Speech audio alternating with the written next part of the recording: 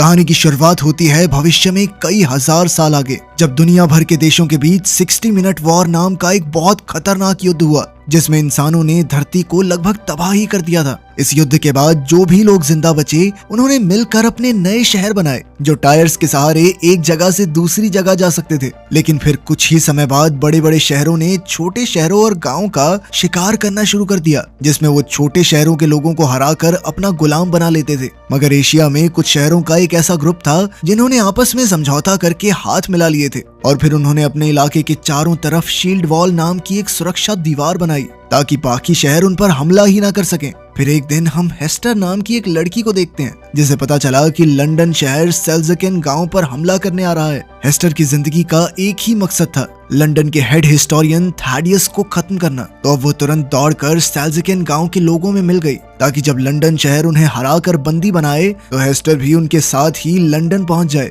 तभी अचानक अलार्म जोर से बजने लगा और सेल्ज़केन गांव लंदन के हमले से बचने के लिए अपनी जगह से भागा। इसी वजह से अंदर मौजूद लोगों में अफरा तफरी मच गई थी। वहीं दूसरी ओर लंदन के लोग इस शिकार को देखकर बहुत खुश हो रहे थे। सेल्ज़केन पूरी जी जान लगाकर आगे बढ़ रहा था, लेकिन लंदन उससे काफी तेज और ताकतवर था। तब सेल्ज़केन के ड्राइवर्स ने सारा अनाज जमीन पर गिरा दिया, ताकि भार कम हो जाए और वो तेजी से भाग सकें। अब वो तेजी से खाई की तरफ बढ़ रहे थे। जल्द ही वो खाई में गिरने वाले थे कि ऐन वक्त पर उन्होंने दिशा बदल ली, मगर अचानक मुड़ने की वजह से उनके कुछ पुर्जे और एक टायर टूटकर अलग हो गए। इसी दौरान लंदन ने अपना शिकंजा उन पर कस लिया। वो उन्हें रस्सियों से पकड़कर खींचने लगे और वो पूरा गांव अब लंदन शहर में समा गया। जब सेल्ज़केन के लोग अंदर पहुंचे तो उन्हें अपने सारे इलेक्ट्रॉनिक डिवाइसेस गार्ड्स के हवाले करने का आदेश मिला। इस दौरान हम थैडियस की बेटी कैथरीन को देखते हैं, जो इस वक्त लंदन म्यूजियम में थी, जहां स्मार्टफोन्स और टोस्टर्स जैसे इलेक्ट्रॉनिक डिवाइसेस को प्राचीन चीजों के तौर पर संभाल कर रखा जाता था। कैथरीन वहां हिस्टोरियन टॉम का इंतजार कर रही थी, जो हमेशा की तरह आज भी लेट था।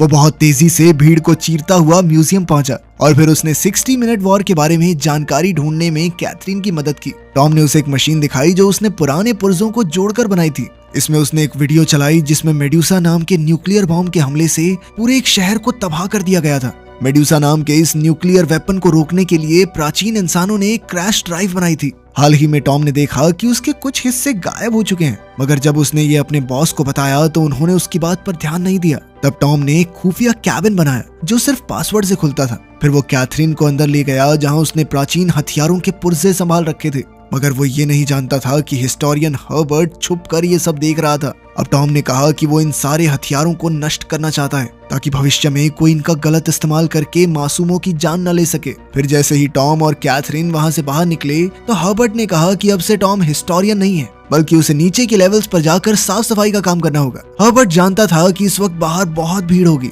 और टॉम समय पर नहीं पहुंच पाएगा, जिससे उसे नौकरी से निकालने का मौका मिल जाएगा। मगर कैथरीन ने टॉम से कहा कि वो टॉम को वहां जल्द से जल्द पहुंचा सकती है। कैथरीन अपने वीआईपी पास का इस्तेमाल करके उसे अपने साथ खास एलिवेटर्स पर ले गई। इस दौरान टॉम ने कहा कि उसे किसी भी हालत में निचले लेवल में जाकर नए कैदियों से इकट्ठा किए हुए डिवाइसेस को चुरा कर म्यूजियम में ले जाना होगा। अगर वो समय से पहले वहां नहीं पहुंचा तो वर्कर्स उन्हें कूड़ेदान में फेंक देंगे और फिर उन्हें आग में जला दिया जाएगा। उधर निचले लेवल्स में सेल्ज़केन से मिले कैदियों की जांच करके उनके हथियार छीने जा रहे थे। हेस्टर तो बड़े आराम से आगे निकल गई, क्योंकि उसने अपना चाकू कपड़ों में छुपा रखा था। उधर टॉम जल्द ही कूड़ेदान तक पहुंचा और पुराने डिवाइसेस इकट्ठे करने लगा। तभी वहां थैडियस भी आ पहुंचा, क्योंकि उन्हें कैदियों से एक फ्यूजन इन्वर्टर सेल मिला था, जो कि थैडियस के मुताबिक बेहद खतरनाक था। खैर, टॉम ने उसे बताया कि इंजीनियर्स ने म्यूजियम में मौजूद सभी सेल्स चुरा लिए हैं, तो थैडियस का कहना था कि वो खुद इस मामले से निपट लेगा। तभी पास में सेल्ज़केन के एक आदमी ने एक गार्ड को धक्का दे दिया, जिससे वहां कैदियों और गार्ड्स के बीच में हाथापाई शुरू हो गई।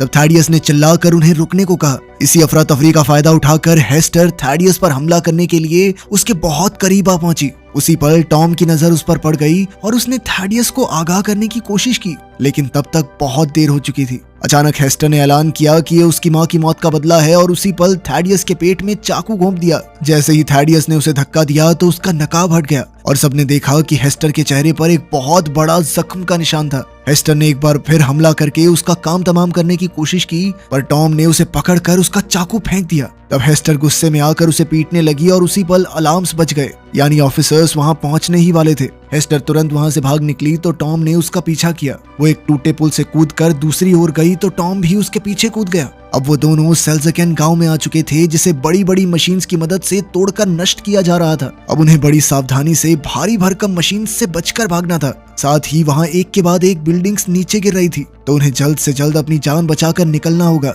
अब वो एक जगह से दूसरी जगह कूदकर भाग रहे थे, मगर अब पीछे से एक मशीन तेजी से सब कुछ जलाती हुई उनकी ओर बढ़ रही थी। उसी पल हेस्टर फटाफट एक दरवाजा खोलकर अंदर घुस गई और फिर दरवाजा बंद कर दिया। तब टॉम ने पूरा जोर लगाकर दरवाजा खोला और एक बार फिर से हेस्टर का पीछा करने लगा। इसी दौरान हेस्टर ने देखा कि सामने से थैडियस उसे पकड़ने आ रहा था, तो वो उसी पल वापस मुड़ गई। अब वो पकड़े जाने से बचने के लिए कूड़ेदान के कुएं में कूद गई, लेकिन अचानक टॉम ने उसका हाथ पकड़कर उसे बचा लिया। तब हेस्टर ने टॉम को थैडियस से उसके चेहरे के निशान और उसकी मर चुकी माँ के बारे में पूछने को कहा और फिर वो हाथ छुड़ाकर कुएं में कूद गई। कुछ ही पलों में थैडियस टॉम के पास पहुंचा तो टॉम ने हेस्टर के शब्द दोहराए, मगर ये सुनकर थैडियस ने टॉम को भी कुएं में धक्का दे दिया। जल्द ही कैथरीन और बाकी गार्ड्स भी वहां आ गए, पर थैडियस ने उन्हें झूठ कह दिया कि टॉम और हेस्टर रेलिंग टूटने की वजह से नीचे गिर गए। पर उसी समय कैथरीन की नजर बेविस नाम के एक आदमी पर पड़ी, जो पहले से वहां छुपा हुआ था। खैर, अब कूड़ेदान के कुएं से सारा कूड़ा शहर से बाहर गिरता था, तो जाहिर है कि टॉम और हेस्टर भी वहीं गिरे होंगे। इसलिए उन्हें ढूंढने के लिए एरोप्लेन्स भेजे गए, मगर वो अपने मिशन में नाकामयाब रहे। असल में हेस्टर शहरों के चलने से बने ट्रैक पर छिपी हुई थी और उसने टॉम को पत्तों के नीचे छुपा दिया था। जब एरोप्लेन्स वापस चले गए तो उसने टॉम की जेब से पैसे और चाकू चुरा लिया। उसी समय टॉम को होश आ गया और वो हेस्टर का पीछा करने लगा, तो हेस्टर ने गुस्से में आकर उसे चाकू से धमकाया, मगर टॉम फिर भी नहीं रुका और उसने कहा कि इस वक्त साथ मिलकर आगे बढ़ने में ही उनकी भलाई है। वहीं दूसरी ओर लंदन में मेयर क्रोम ने थैडियस को खूब डांटा, क्योंकि वो अपने मकसद को अंजाम नहीं दे पा रहा था। अब थैडियस अपने सबसे बेहतरीन साइंटिस्ट के पास पहुंचा, जो इस वक्त उसके लिए एक खास हथियार तैयार कर रही थी, मगर उसके पास पुराने इलेक्ट्रिक डिवाइसेस की कमी थी, जिस वजह से उसका काम पूरा होने में कई हफ्ते और लगेंगे। तब थैडियस ने उसे एक फ्यूजन सेल दिया, जो उसे सेल्ज़केन के कैदियों से मिला था। फिर साइंटिस्ट ने उसे बताया कि समुद्र किनारे मौजूद एक जेल में एक ऐसा क्रीचर पकड़ा गया है जो आधा ज़ॉम्बी और आधा रोबोट है।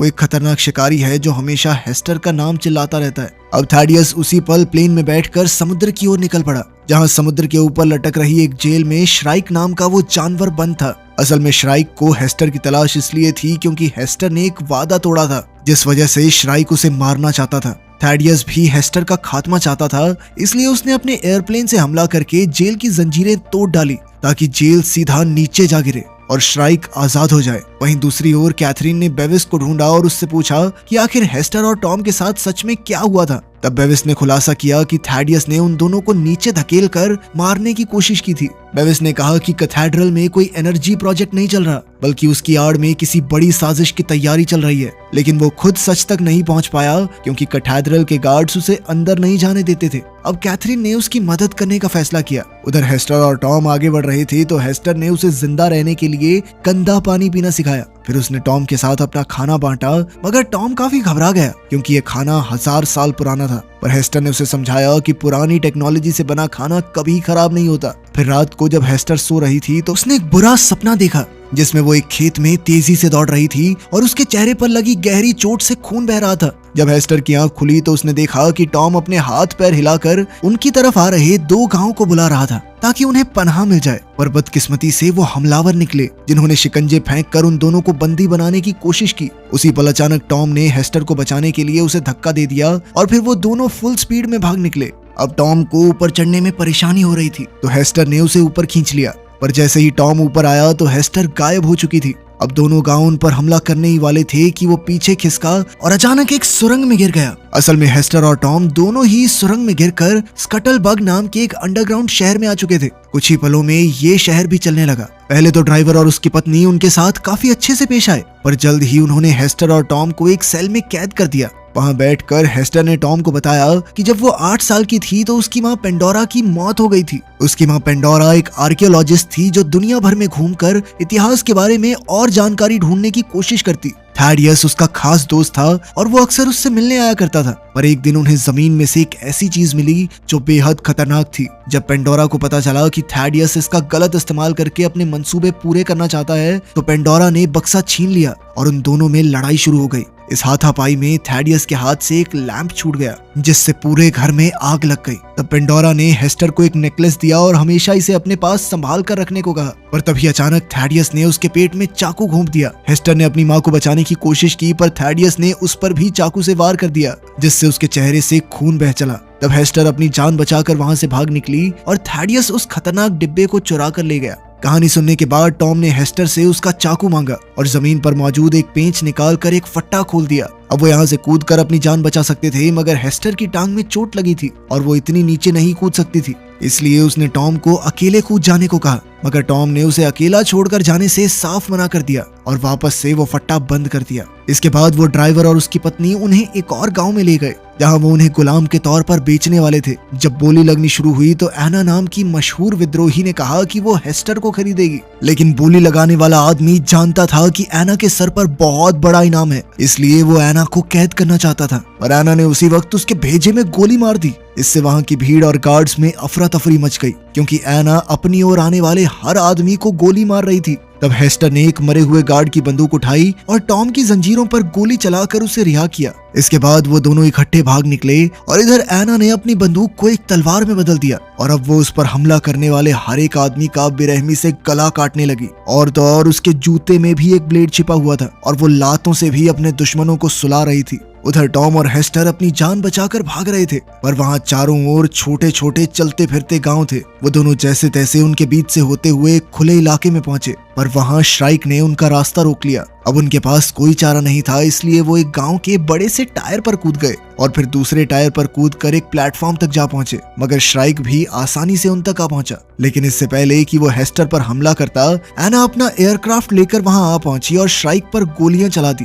जल्द ही हेस्टर उसके एयरक्राफ्ट पर चढ़ गई तो एना टॉम को लिए बिना ही वहां से निकल पड़ी, मगर हेस्टर उसे मुसीबत में अकेला छोड़ने वाली नहीं थी, इसलिए उसने टॉम की ओर एक रस्सी फेंकी और टॉम उसके जरिए प्लेन की ओर चढ़ने लगा। लेकिन पीछे से श्राइक भी रस्सी पकड़कर ऊपर आ रहा था। अब एना ने हेस्टर को एक ब्लेड देकर रस्सी काटने को कहा, मगर हेस्टर ने चाकू टॉम की ओर फेंक दिया, जिससे टॉम ने रस्सी काट दी और श्राइक नीचे गिर गया। जब वो थोड़ी दूर निकल गए तो एना ने प्लेन को ऑटो पायलट मोड में छोड़कर हेस्टर के जख्म ठीक किए। एना ने कहा कि मैं तुम्हारी माँ पेंडोरा को जानती थी और उसकी मौत के बाद से ही वो हेस्टर की तलाश कर रही थी। एना को समझ नहीं आ रहा था कि हेस्टर ने इतने साल अकेले कैसे गुजारा किया। तब टॉम को एहसास हुआ कि श्राइक ने उसे पाल पोस कर बड़ा किया है। ये सुनते ही हेस्टर गुस्से से आग बबूला हो गई, क्योंकि उसका राज बाहर आ गया था। पर बाद में उसने अपनी कहानी बताने का फैसला किया। अपनी माँ की मौत के बाद हेस्टर अकेली दर बदर भटक रही थी और आखिरकार वो बेहोश हो गई। तब वो श्राइक से मिली तो श्राइक ने उसे पनाह दी और साथ ही उसका नेकलेस भी ले लिया।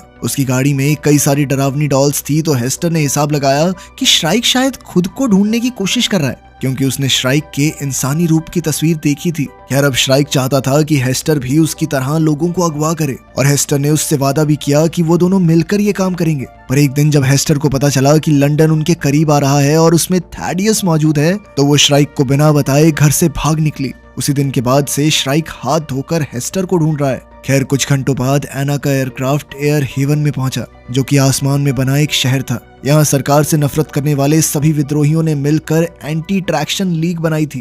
तब एना ने उन्हें बताया कि पेंडोरा ने कोई रहस्यमयी सच पता लगा लिया था। इस वजह से उसने एना से कहा कि अगर उसे कुछ भी हो जाए तो उसे हेस्टर का ख्याल रखना होगा, क्योंकि सिर्फ वही थैडियस को रोक सकती है। बेचारी हेस्टर को ये याद नहीं था कि आखिर उसकी माँ को ऐसा कौन सा खुफिया सच पता चल गया था। पर जब बाकी विद्रोही मिलकर बातें कर रहे थे कि थैडियस फ्यूजन सेल्स इकट्ठा कर रहा है, तो टॉम ने एक अजीबोगरीब निशान बनाया और हेस्टर उसे देखते ही पहचान गई। टॉम ने बताया कि उस रहस्यमयी डिब्बे में एक बेहद ताकतवर क्वांटम एनर्जी बॉम्ब है। फिर एना ने कहा कि हो ना हो थैडियस इस बॉम्ब की मदद से एशिया के चारों ओर बनी शील्ड वॉल गिराना चाहता है। वहीं दूसरी ओर लंदन में हर्बर्ट थैडियस के पास गया और उसे बताया कि कुछ पुराने डिवाइसेस उसके हाथ लगे हैं। उधर कैथरीन और बेविस म्यूजियम के डायरेक्टर से मिले तो पता चला कि इंजीनियर्स ने टॉम के खुफिया कैबिन में घुसकर उसके सारे पुराने डिवाइसेस चुरा लिए थे। फिर डायरेक्टर ने उन्हें खुफिया दीवार दिखाई, जिसके अंदर हजारों सीढ़ियां थी। जाहिर था कि इन्हें चढ़ना बेहद मुश्किल होगा, मगर ये सीधा उन्हें कैथीड्रल के अंदर पहुंचा देंगे।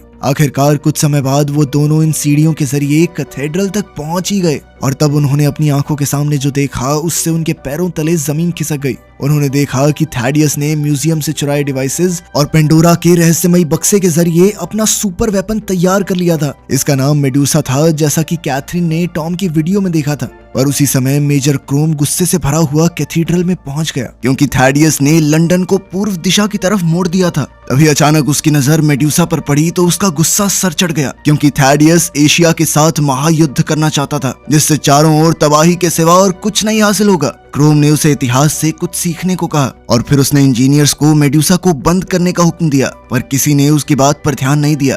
तभी अचानक थैडियस ने उस पर गोली चलाकर उसे बेरहमी से मार डाला। इधर कैथरीन वहीं छिपी हुई थी तो उसे अपने पिता की असलियत का एहसास हुआ। जल्द ही एयर हेवन में विद्रोहियों को खबर मिली कि लंदन पूर्व दिशा की ओर बढ़ रहा है। तभी अचानक बिजली चली गई और उन्हें बाहर से चिल्लाने की आवाज सुनाई दी। उसी पर श्राइक जबरदस्ती कमरे के अंदर घुस आया। विद्रोहियों ने उस पर पलटवार किया मगर इन हमलों से कोई फर्क नहीं पड़ा। इसके बाद उन्होंने श्राइक पर ब्लेड से हमला किया, पर श्राइक एक के बाद एक उनके साथियों को मौत के घाट उतार रहा था। तभी अचानक वहां एक जबरदस्त धमाका हुआ और शहर में आग लग गई। अब वो कुछ ही समय में पूरी तरह नष्ट होने वाला था। जल्द ही सभी लोग एयरक्राफ्ट्स में बैठकर अपनी जान बचाकर भागने लगे तो हेस्टर और टॉम भी स्पेसक्राफ्ट ढूंढने लगे। इधर एना और बाकी विद्रोही तलवारों और कुल्हाड़ियों से श्राइक का मुकाबला कर रहे थे, लेकिन इतनी कोशिशों के बाद भी श्राइक का कोई बाल तक नहीं उखाड़ पाया था। उसी पल अचानक एना ने अपने जूते पर लगे ब्लेड से श्राइक की छाती पर जबरदस्त वार कर दिया, जिससे उसे थोड़ी चोट तो लगी। फिर विद्रोहियों ने उसकी तरफ एक बॉम्ब फेंका जो सीधा उसकी टांग पर जा लगा। बम धमाका होते ही जमीन में छेद हो गया, जिससे श्राइक नीचे जा गिरा।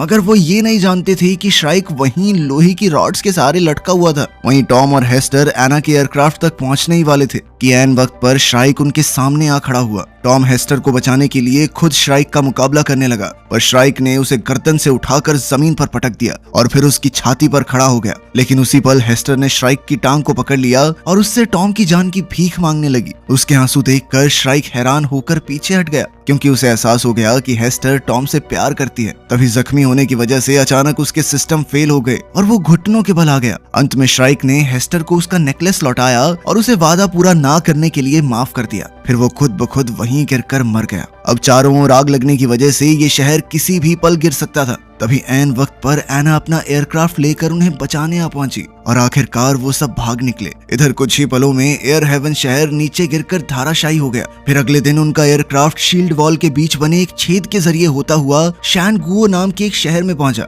ये ऐसा शहर था जो अब एक जगह थम गया था और बाकी शहरों की तरह इधर उधर नहीं जाता था। अब वो तीनों जल्द ही गवर्नर क्वान से मिले और उसे खबर दी कि लंदन उनकी ओर तेजी से बढ़ रहा है। एना ने कहा कि उन्हें पहले हमला बोल देना चाहिए, मगर टॉम इससे सहमत नहीं था क्योंकि लंदन को तबाह करने से वहां रहने वाले आम लोग भी मारे जाएंगे। क्वान भी उससे सहमत था, मगर अब उनके पास दूसरा क्या चारा था। अगर युद्ध हुआ तो या तो लंदन शहर बचेगा या फिर शानगुओ। अब शहर में युद्ध का डंका बज चुका था और सभी लोग लंदन का सामना करने के लिए एकजुट हो गए। फिर शाम को हम देखते हैं कि लंदन शील्ड वॉल के काफी करीब आ चुका था। जल्द ही थैडियस ने मेडुसा को एक्टिवेट कर दिया और इधर से एना ने उनके मुकाबले के लिए कई एयरक्राफ्ट शील्ड वॉल से बाहर भेजे। वहीं दूसरी ओर हेस्टर को शहर में मेडुसा की कहानी की तस्वीर दिखाई दी तो अचानक उसे अपने नेकलेस का ख्याल आया। आखिरकार उसने अपना नेकलेस खोला तो उसमें क्रैश ड्राइव मिली, तो उसने तुरंत इसके बारे में टॉम को बताया। उधर मेडुसा ने पहली बार चार्ज होकर शील्ड वॉल पर अपनी एनर्जी बीम से पहला जबरदस्त वार किया। इस धमाके में सैकड़ों एयरक्राफ्ट्स, तोपें तबाह हो गई और हजारों लोगों की जान चली गई। इसके साथ शील्ड वॉल को भी भारी नुकसान हुआ और वहां जानलेवा आग लग गई।